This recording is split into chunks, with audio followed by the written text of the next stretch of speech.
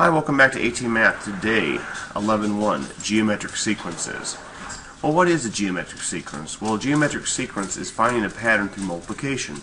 In other words, take these three numbers here, 2, 6, and 18. What am I timesing by to get each number? What you do is to find the sequence by dividing a number by the preceding number. In other words, let's take 18 and divide it by what came right before it. So we'll take 18 divided by 6. 18 divided by 6 is, of course, 3. So I'm obviously timesing by 3 to get to each number. Now the next step is to find the next three numbers. Well, okay, I'll just times by 3. 18 times 3 times 3 times 3. And as you notice, you have the numbers before you. Pretty simple.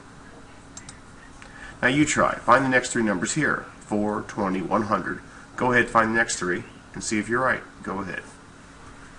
Okay, let's see how you did. 4, 20, 100, 500, 2,500, 12,500. Why? Because I'm clearly timesing by 5 every time here. Now this is the same way for this too. 120, 30, 7.5. Now you might say, whoa, what's going on here? Well, clearly it's going down. Well, that's fine. Just if you take this number divided by the one before it, notice how it makes a decimal or a fraction, whichever you like. So I'm basically timesing by 1/4, or I'm timesing by 0.25. And that's what you're doing there.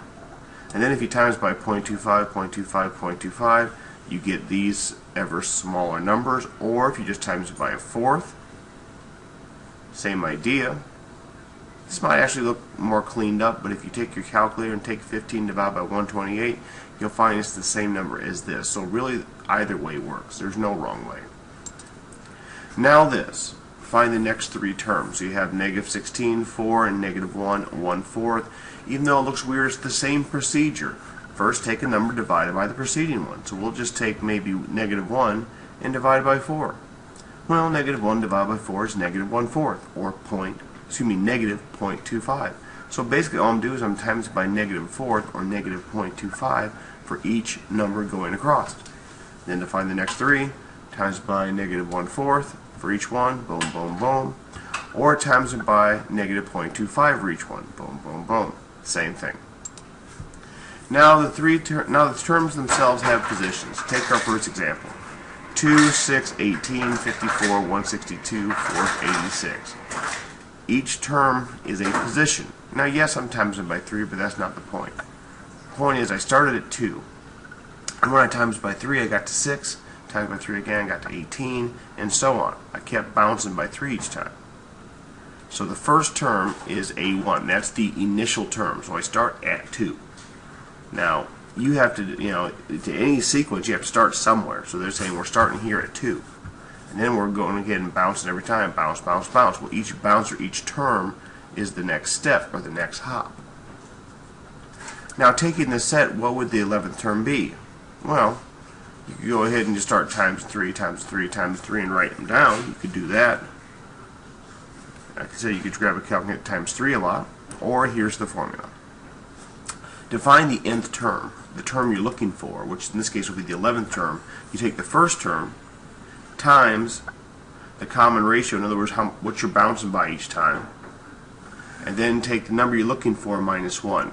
For instance, in this case here, 2, 6, 18. I'm timesing by 3 each time. So okay, I'm timesing by 3, timesing by 3. That's the common ratio. And we're going to the 11th term. So I'm at 1 already, and to get to 11, I have 10 more hops to get to it. How do you know? Well, 11 minus 1 is 10. I'm at the first number already. I'm trying to get to number 11, so I have 10 jumps to get to, or 10 hops. So basically, n minus 1 is the 10, and r is 3 because I'm timesing by 3 every time. So 3 to the 10th power. 2 is where I start at, so I'm at 2. So 2 times another 10 threes, basically, times 3, times 3, times 3, times 3, times 3, etc. So 2 times 3 to the 10th. Well, 3 to the 10th makes 59,049. Times that by 2, and you get 118,098. Now, if you don't believe me, take 2, and then times 3, times 3, times 3, times 3, 10 times, and you will find it's 118,098. You try. Find the 14th term. So you have 4, 20, 100. Go ahead and find me the 14th. Let's see how you did. Well, basically, here I'm times 5 every time. So that's going to be where my r is. I'm looking for the 14th term, so I'm at 1, I'm going to 14, so that's 13 more jumps, so it's going to be 5 to the 13th power. So take 5 to the 13th power, which is a huge number. You have 1,220,000,000, etc. Times that by 4, finished product. AT you try. Find the 10th term. 120, 60, 30. Go ahead. Let's see how you did. Well, you're dividing by 2 every time, so times by 0.5. And you're finding the 10th term, so 1 to 10 makes 9 hops. So 0.5 to the 9th power. 10 minus 1 is 9, 0.5 to the 9th power, and take that times the original number of 120, and you get 0.001953125. If you did a fraction, that's dandy too. Either way works.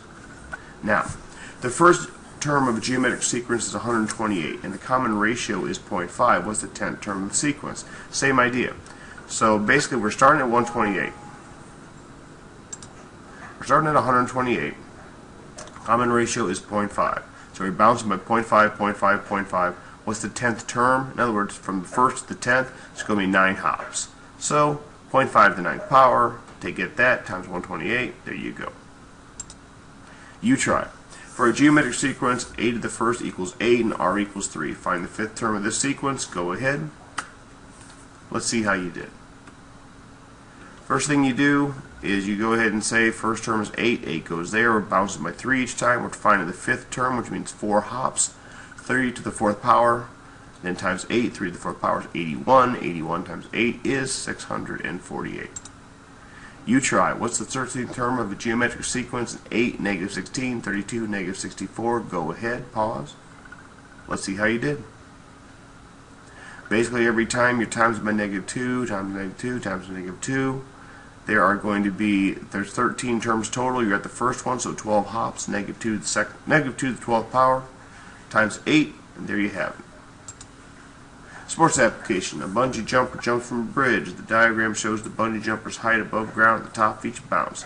The height forms geometric sequence. What is the bungee jumper's height at the top of the 5th bounce? Basically, first bounce is 200, second bounce is only 80, third bounce is only 32. What you do, go ahead and measure. 200, 80, 32, you can just take 80 divided by 200 or 32 divided by 80. Either way, you get 0.4 or 2/5, whatever makes you happy. So you times them all by 0.4, 0.4, 0.4. They want to know by the 5th bounce, so I'm at the first going to the 5th, 4 hops, or 4 bounces, if you will. 4 to the 0.4 power, 0.4 to the 4th power, times that up, times 200. The 5th bounce, you're going to go 5.12 feet. And there you have it. We're done. Thanks again. Bye.